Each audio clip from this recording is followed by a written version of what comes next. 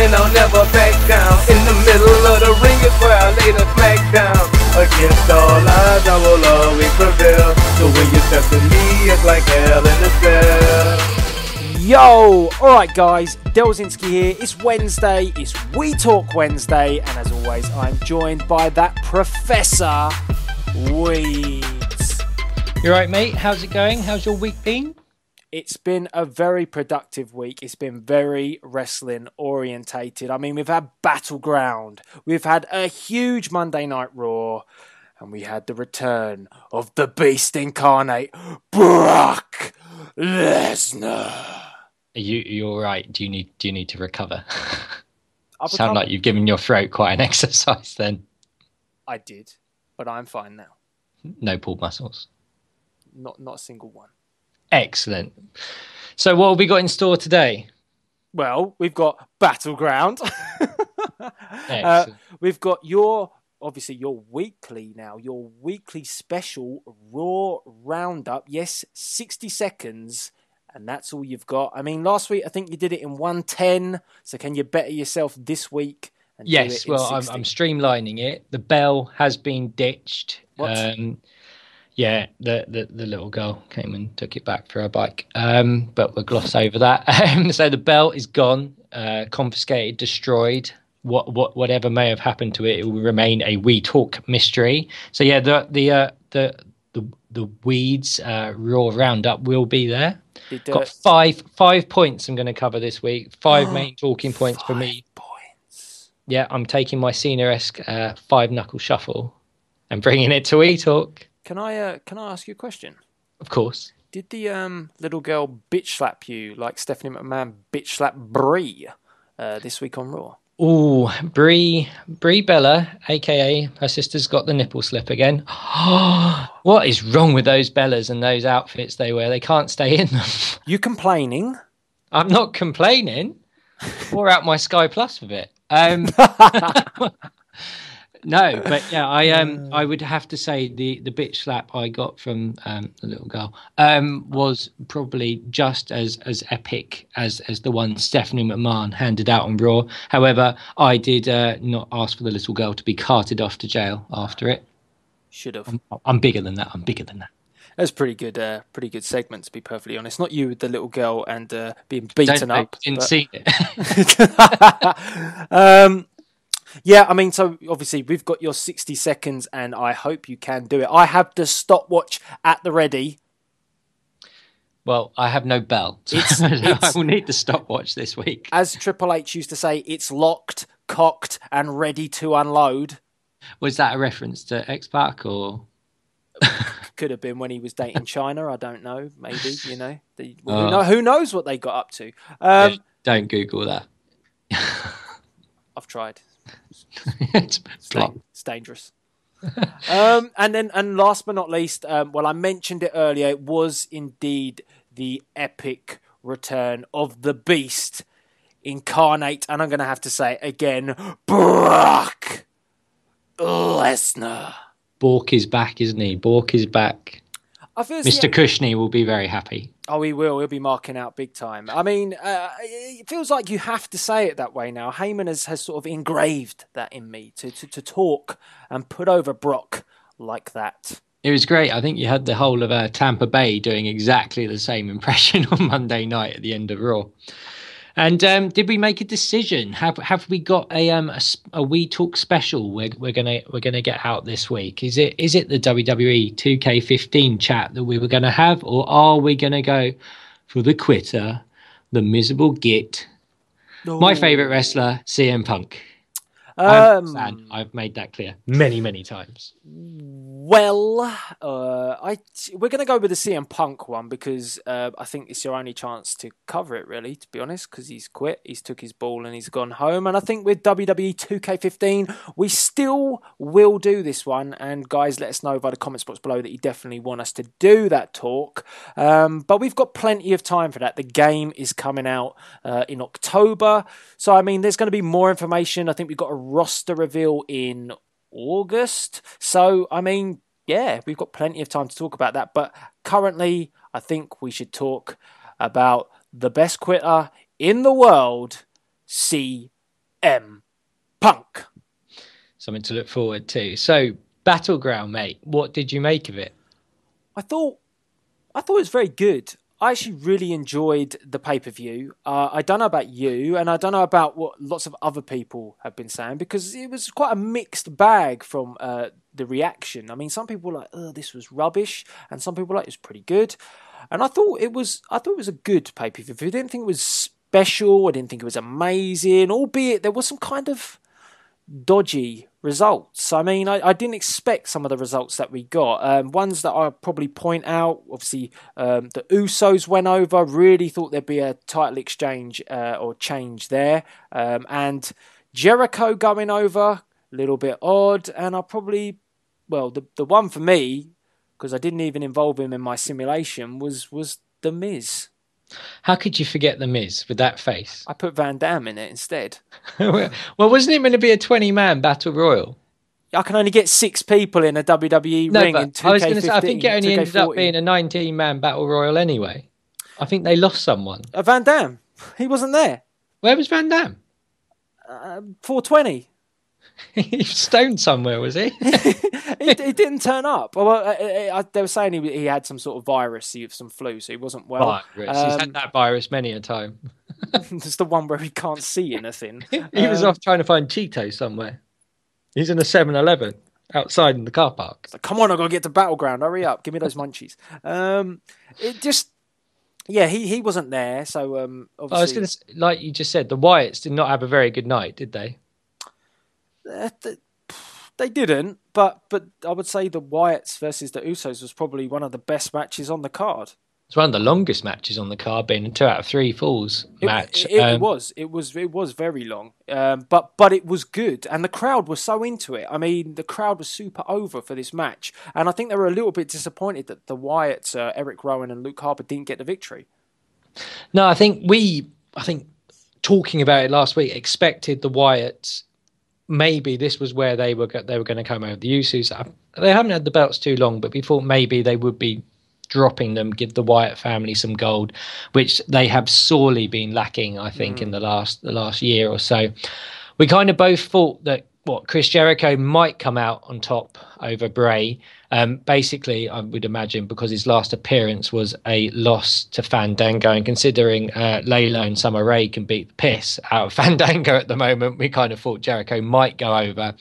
And what do we think that's going to be going on for the whole of the summer, with Brie coming out ultimately on top? Yeah, it's just not going to be Jericho winning the feud, I don't think.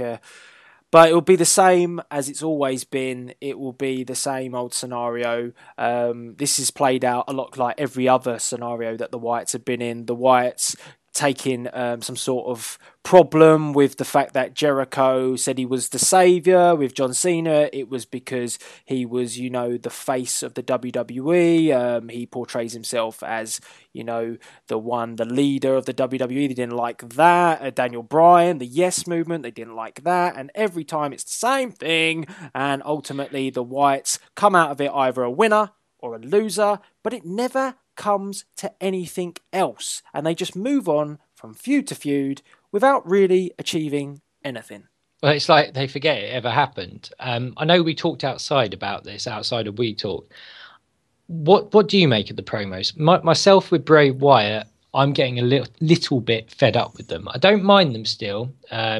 What I'm having a problem with is some of the length of these promos. Again, I think on Raw, he went on for 5, 6, 7 minutes, and it's just utter nonsense. I like the fact, he's hijacked the highlight reel, but actually make it something. I mean, you didn't even see Chris Jericho get attacked on Raw unless you had the WWE app open at the time. I tell you, I was fast asleep when Raw was on this week. I watched it actually the day after.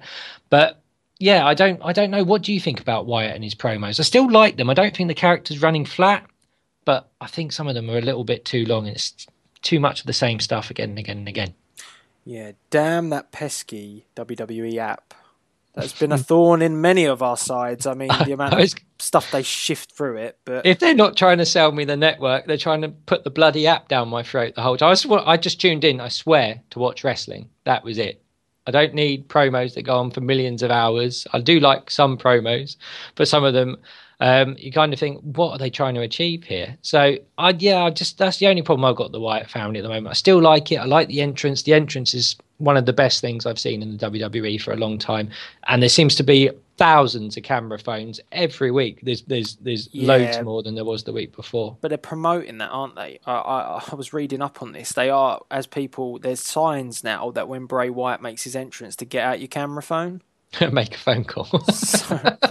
You've seen this shit loads of times. If you're really stupid, you're like, "What? You want me to phone someone during Bray Wyatt's promos?" Yeah, I'll do that. I mean, you've heard it before. Don't worry. They're asking fans to do it, so that's to add to the. It's kind of annoying when they do that, but they are. It was JBL again, I think, on commentary going, "Look, they've all got their phones out. How cool is this?" And I was like, "Well, you said it's cool, JBL, so it's not." You just mentioned JBL, didn't you? JBL, John Bradshaw Layfield. Right. The Smirk Man. No, I do not remember this person's name, but he reminds me of him. So guys, let me know by the comments box below if you do know who I'm talking about. Right. If you've seen Dodgeball, yeah. If you've seen Dodgeball, yes, a true underdog story. You sound like a fan. No, yeah, he's wicked, White Goodman. But if you have seen Dodgeball and you've seen the Dodgeball tournament and the commentator that is partnered with the main commentator, he is JBL. He says absolutely pointless shit at random times, and that is JBL. So does he pull funny faces too? Yes, and he's got an obscene haircut as well. So it is him. I need to find out his name, and I'm going to do that when Weeds does his 60 seconds, because that should give me enough time, because he takes about 20 minutes when it's only meant to be 60 seconds. Oh, I will strive to streamline my roundup as quickly as possible for you. You have permission to drag it out this time. I wouldn't want to stop your wiki wow abilities. Yeah, I mean, overall, the Wyatts, I don't have a problem, but I think they really are lacking gold at the moment. They need gold. Definitely. So what else happened on Battleground then? We had some controversy, didn't we? With a couple of, one particular match. Alexander Rusev. I mean, how dumb can you be? Have WWE done this to the ground or what? And someone got fired, didn't they? I'm not. In context, it wasn't that bad. They've done a lot worse, but just don't go there. That's what I think with WWE.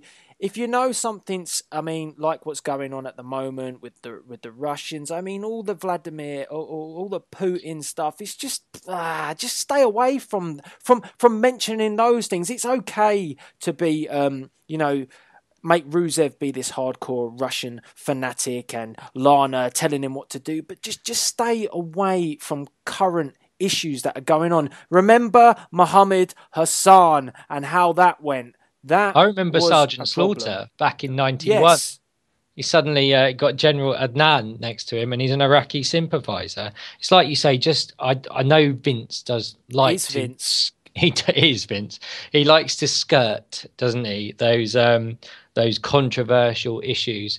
But that was just one, like you say, you just leave it alone. It's bad enough that they associated the Bulgarian Rusev, who I believe is from America anyway, but that he's suddenly Bulgaria is a sympathizer of Russia. So they kind of like saying we missed a trick in the first place.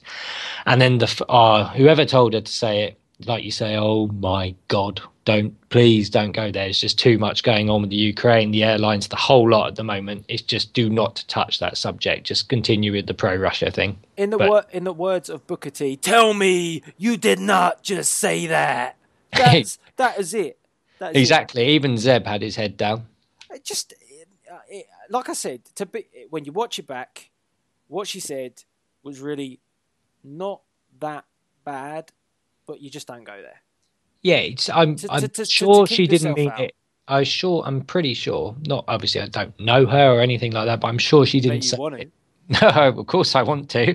I'm sure she didn't say it in the context that it's being dragged up in. But when there's so much, and obviously it all came out at the end of last week, and there's lots of people dying, young kids and everything, you just stay clear of it. There's too much going in that area in the Ukraine at the moment to even broach broach it. You know, go with it. It was good as the kind of the Rocky Four thing they had going. The only thing it was missing was a training montage, which would have rounded the whole thing off between Rusev and Swagger in the build-up. And it was a good match. Bobby Lashley's all over that training shit. He's fucking immense. Go and check out some of those promos. They're fucking beast. Just to get there now. Oh, Pepper Brooks. Pepper Brooks is JBL. Look it up. YouTube it. Pepper Brooks. I've got a funny feeling you are not giving me your full attention. This is how AJ the Lee happens, like last week. Pepper Brooks. Check it out. Look, right. As we said about Lana, and do you know what? You made a point. You said she probably didn't mean that. But the writer that did, or Vince McMahon in the ear, possibly would have. In the heat of the moment, you can say anything and not mean it in the context that it's taken. But he had but for a writer to think it through, that's where you just, if you're a writer, if I'm the writer, I'm not even touching that issue. I've got a decent enough feud. I've had a good build up for the 2 weeks that they've been doing it with Rusev and Swagger. The match was there. It didn't need anything else said. Like you said, the crowd was already hot. I ain't touching that shit. That's what she said. Well, that would have been well worth seeing. I was going to say, I think we pretty much nailed the Rollins Ambrose holding pattern match, didn't we? If you want to call it a match. Well, that's just going to go on forever. God knows when he's going to cash in that Money in the Bank. I can't see him cashing in until WrestleMania. It's going to be a long one. I mean, I think it's safe to say that this Ambrose ambush is not going to stop. No, definitely. Simple as that. It's going to take, storyline wise, I think, Mr. Ambrose to be put on the shelf for a little while. Little Seth is never going to get his title shot at Brock Lesnar. Not that I'm predicting any outcomes at SummerSlam. Brock Lesnar. So, poor little Cena. He defended his championship valiantly, didn't he? Against Kane, Randy Orton, and the new beast, Roman Reigns. What did you think of that one? It was all right. I would have liked to seen a new champion crowned, but I understand why WWE can't do that just yet, because they already released the promos for SummerSlam prior to this match happening, which is completely dumbass. Did? Yeah, they did. They did do this, and so I'd already seen the advert for SummerSlam. Thanks very much, WWE, for telling me. Although I knew it already, it was coming. But you are going to get one of your wishes, aren't you? What? You're going to get to see Lesnar beat the almighty piss out of John Cena at SummerSlam. And I think most of us are pretty aware the last time they met, what was it, Extreme Rules?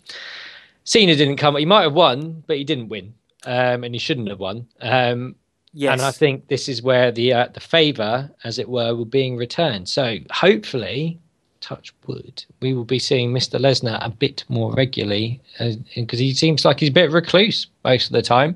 We only ever see him when when the Walrus comes out. The Walrus. Eat, sleep, conquer, hustle, loyalty, and respect. I don't know about you, I'm cutting into my roundup here, but I thought Lesnar cut a brilliant promo on Monday night. He didn't say anything. Exactly. I thought Heyman's promo was like $1 million. He was well on form on Monday night. Poor little Cena. He hasn't got. Heyman told me, and Heyman does not lie. He told me John Cena he's going to be injured. He doesn't have a hope. This is all I'm looking forward to for the next 4 weeks. Not that he's going to get injured, but Lesnar Cena, that is something I actually want to see. That is a Cena match I want to see. To be honest, the first few matches that they had, the match they had before a while back was pretty good. It just was the wrong outcome. That's what I've always said. The wrong outcome. It was like when Lesnar just come back and they wanted him to be the Beast, and they completely fucked it up by letting Cena go over. There was no need for Cena to go over unless you really don't like UFC that much that you were like, WWE's better, so we're going to let Cena win. Cena didn't have any gold back, 2 years ago? It made perfect sense for Lesnar to go over. And then the poor sod had to go into a round of matches with Triple H, where I think Triple H won the series, didn't he? 2-1. And so it's like, yeah, you can have the streak then, because we've fucked you over in every other way possible. We Rybacked you. He's getting paid well, though. He's getting paid a lot more than Ryback's getting paid. You're getting paid big time. You get paid to sit at home and just Ev- eat, sleep, and do not much else. Everyone's getting paid better than Ryback, though. Even Curtis Axel doesn't want anything to do with him anymore. Son of a bitch. I mean, I've just had word, Weeds. Just had words that Bagwell's saying it's time. It's time.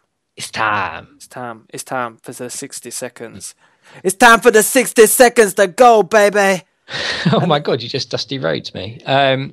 Okay. Well, what are you going to do? You're going to count me in. You're going to give me a little countdown now that you've pepperbrooked your information already. Can you keep an eye on the clock? Pepperbrook, check him out. JBL all over that. Right. Okay. So we got the 60 seconds. Right. I've got a stopwatch in hand. It's all ready to go. And don't forget, remember, when you hit 10 seconds to go, yes, you will be getting a Bagwell approved. And that will make sure that you're aware that you've got the 10 seconds to get the hell out of there.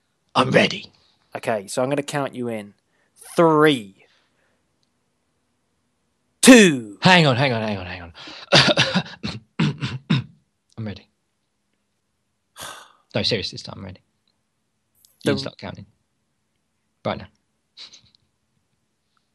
Well, you... Wyatt, be quiet. Quiet, Wyatt.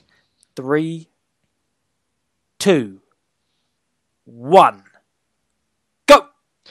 Triple H comes out. He is not a happy bunny. Nothing's gone to plan. He's pissed off at the world, and he's pissed off at you and me, Delzinski. He's having a go at everyone under the sun, from Instagram to Twitter to Vine. He's not a happy boy.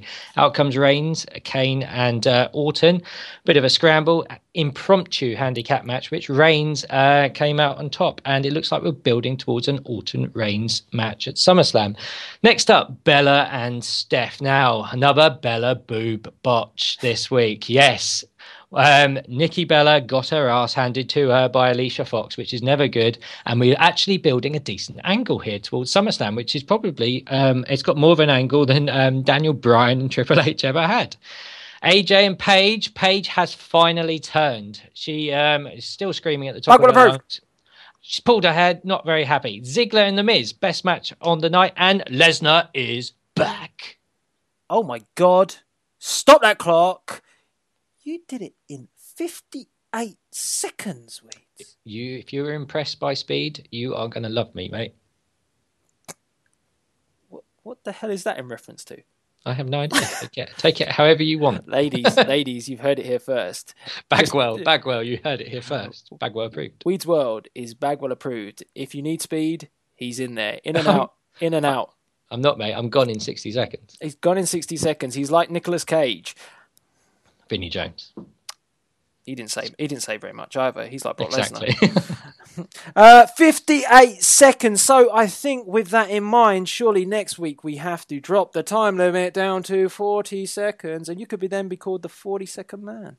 The 40-second man? Sound like Austin Powers. Could be the 40-second man. Did you fancy being that? No, I'm happy with the 60 seconds. I think I can get this more succinct. I didn't cover all the points. I think I can get this. Apparently, Ziggler and The Miz had a match, as far as I know. It was probably the best one of the night. But yeah. What was that you just said? I think you could get this more succinct. What the hell is succinct? That means I can condense. I can condense. I can get my words. So I can actually crack out my thesaurus. No need for a dictionary. And we're rocking and rolling next week. It sounds like a cheap porno. It's really bad. Go crack out my thesaurus. You don't need a dictionary. Guys, let us know, right? We'll put it down to you. 60 seconds for Weeds, or do you want him to be the 40-minute man? 40 minutes? You made my dreams come true. I had 40 seconds. He's not having 40 minutes to do a Raw review. We'll never hear the end of a We Talk. Jesus Christ. So look, the Raw round. Bring it back. Losing control. Rewind. Okay, so I mean that leads us nicely on to the man that is, and we've already spoke about him a lot already, but we're talking about the beast, the freak, the man that conquered the streak. We're talking doesn't talk. Well, yeah, we're talking about the man that does not speak. We're talking about not Vinnie Jones, Brock Lesnar. Well, they found him, didn't they? They've only taken, since the beginning of April, after he turned up at WrestleMania to locate the beast. They found him, and he's still wearing the same freaking clothes that he's worn every week since he's rocked up at Raw. Maybe that is why he didn't say anything, that someone had actually taken him hostage and have only just released him. Could be true. I mean, he's still wearing... Oh, do you want to know? I'll tell you a really funny story, right? It's wrestling related. Got white trainers on, but go ahead. Right. So before Brock conquered the streak, I really, really, really, really wanted a Brock Lesnar eat, sleep, conquer the streak t-shirt, right? But I was like thinking I was gonna order one. I didn't bother. I thought, oh, it's never gonna happen, is it? I thought, no. And now that t-shirt is probably the hottest t-shirt that WWE have ever sold, because it means so freaking much, and I chose not to do it. That's not even funny, actually, that story. It's just downright outrageous. I bet a proper fan like Tom Cushion's got one. He has as well. I've seen him in his pajamas with his Brock Lesnar t-shirt on. This wasn't on YouTube. No, this... Well, can't go into personal things, but, Are you joking, Tom? You know it. He's in his pajamas somewhere. It's fine. So Brock Lesnar coming back. What's this done for Antonio, the King of Swing, Cesaro? He's not with Heyman anymore. Don't tell anyone. I don't even think he knows he's not with Heyman anymore. He just comes out and thinks he's there, but he's not, because he's not saying they conquered the streak anymore. So I don't really know what's going on with Cesaro. Does this mean he's not the King of Swing either? Because Heyman doesn't seem to say anything. He just seems to be standing somewhere else when the canteen's there. He's like getting a cup of coffee by himself, and Cesaro's just wandering around aimlessly. I think it might mean that he's just a jungle VIP. But at least he's wrestling again, isn't he?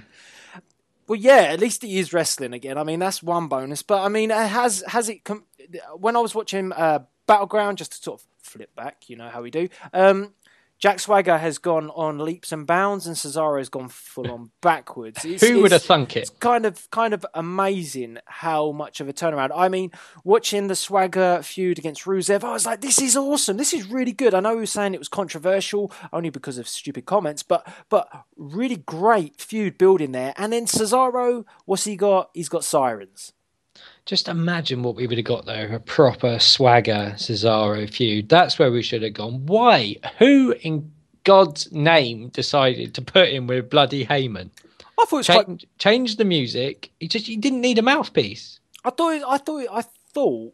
I'm not gonna lie. I did think it was okay, because the way they did it was really good. But they didn't utilize. It's like he'd been recruited, wasn't it? Yeah, they didn't use the Coulter versus Heyman stuff enough. And do you know what? The way that they could easily have redeemed this was, I remember Paul Heyman saying in promos that if I want Cesaro to take someone out for Brock Lesnar, then he was going to do that. And he's not done sod all. And it looks like even now, like this week, when Lesnar returned, there should have been some sort of use of Cesaro going after somebody to sort of, help Lesnar out. And this could be a proper little faction they have here. But no, it's two separate clients. And now this client looks like he's been de-excommunicated. It's just, I mean, I would have personally, if I'm going to get rid of Cesaro out of the Heyman fold, the way that I would do it is very simple. Cesaro is not happy the way that Heyman's banged on about conquering the streak for such a long time, and he squares up to Lesnar. I would like that feud. Imagine that. It's the powerhouse of Cesaro. You know the damage that Cesaro can do, the power. He could swing Lesnar's pants off. Always moving back to that kind of innuendo. What? That was the best I could think of. He's not that kind of king of swing. I've told you about this before. He's the jungle VIP. It's jungle fever. That's what it is. But he didn't make the only good thing that Heyman has done for Cesaro. Hamas, the Walrus. The Walrus. I love calling him the Walrus. AKA Paulie Dangerously. Also knows AJ the Lee. Is he got the man to wear knee pads because he was going to wreck his knees otherwise. But other than that, he's done nothing for him. It hasn't elevated him. I don't think that's Heyman's fault. I just think it's just bad booking. It was perfect. The chemistry and they had more of a build up to falling out than they did Swagger and Cesaro actually dealing with it. That's how ridiculous it. They had like a 6-week fallout. They had like a 3-week blow off to this feud. It was ridiculous. That's where it should have gone. And then we could have built, continued building Cesaro to that kind of top level where you were. He could have fronted up Brock Lesnar, and it would have actually meant something. If he fronts him up now, it just looks ridiculous. Well, I still think they have to cover. He couldn't even beat Kofi Kingston. Yeah. The spots in Battleground were pretty good with Kofi Kingston and Cesaro. I mean, they did put in a lot of effort for Cesaro to look good, but then he got eliminated by Heath Slater. So, I mean, that says how high up on the priority list at the moment Cesaro is when they're letting stupid things like that happen. It's a long time, isn't it? Elimination Chamber seems like a long time ago now. It's so disappointing because I'm a big fan of Cesaro still. I think, it just fucks me off how many times they do this with people. They push them really well and then they just sort of, they're like, oh no. And I've heard now that the big focus point is to start pushing Cesaro as a major face. And they were going to do this sooner. Should have done it. Should just left him alone. He was doing it all by himself. Well, he was getting across. Well, they thought that if they did that at the same time as Roman Reigns, it would clash. But my opinion of it is that, like you've just said, WWE always have to meddle with things because they don't like the fans controlling the universe, and that's the issue. When we want someone to be a face or a heel, or we don't even care if they're a face or a heel, we will cheer them regardless. And that was a key point in Heyman's promo, what he said about Brock Lesnar. Some of you like to say Cena sucks, and some of you like to say let's go Cena. But Brock Lesnar could not give a rat's ass what you cheer for, and that should be the WWE's mentality. And you know why? Because we should decide, and we do not need to be force-fed who our faces and our heels are. I think that, just going back to the beginning of Raw, the Triple H promo, and he actually, he covered social networks in quite a lot, of different contexts. He was talking about Twitter, he was talking about Vine, he might have moved on to LinkedIn. I'm sure he's hooked up with Stephanie on there. But, it's like he was basically saying, if you tell us something you don't like, I know it's all the character, but he's saying, we don't listen, If you don't like it, tough. That's what you're getting. You may think you know it all, you IWC guys, but you're not going to get it just because you say, "Oh, we're not going to watch this week." And maybe they should pay a bit more attention, because it's not just Cesaro who got himself over, like you say. It's the fans. The fans absolutely took to Cesaro, wanted him to succeed.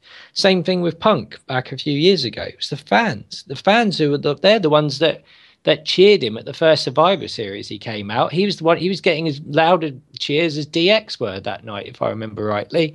It's always the fans. So rather than thinking you know better than the fans all the time, sometimes you do have to give them what they want. And I mean, it only took a year to get Daniel Bryan as the WWE WWE champion. So what hope have we got?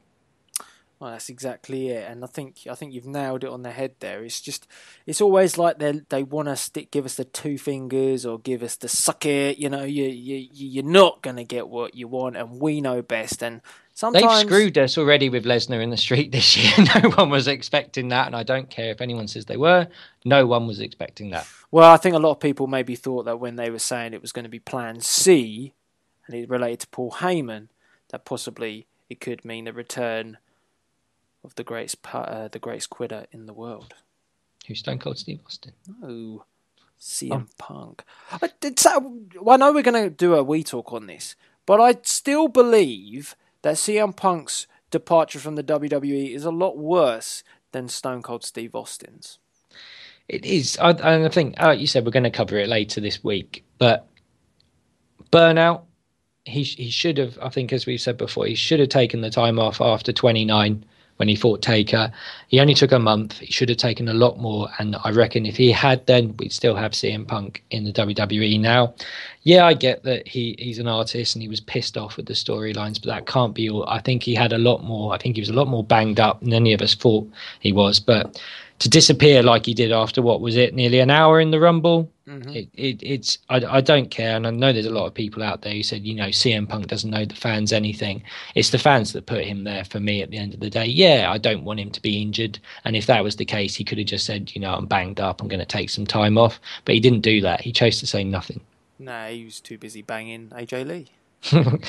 Well, yes, it appears so. I mean, no, I'm not going to. We got a lot of ground to cover, haven't we? Yeah, I'm not going to take too many digs at Punk. I think there's some positives and some negatives out of it, and I do think that Punk will go back to the WWE in the future. I really do not think that is the be-all and end-all. I expect him to be in a wrestling ring again one day. All I would say is that, for me, when someone like Austin walked away, he did come back, and he has got legendary status. At the moment, CM Punk doesn't have that. I was going to say, yeah, money will talk, but I think at the end of it, Austin talks. Even your singing voice, that is cracking. We're going to have to get you doing that at the beginning of the show. No.